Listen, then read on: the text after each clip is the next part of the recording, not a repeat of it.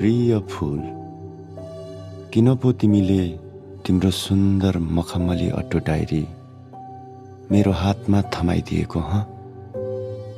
योग्य सम्झेर नै त होला। लु धेरै धेरै धन्यवाद छ है।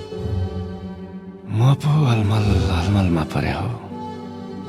शब्दहरू बग्दै बग्दै जाँदा तमोर नदी बन्लान्, अग्लिँदै जाँदा फक्ताङलुङ हिमाल बन्लान्।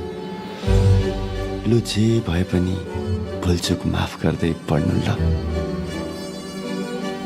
तिमी कस्तो कुरै नबुझ्ने सोझो छौ है धरनी।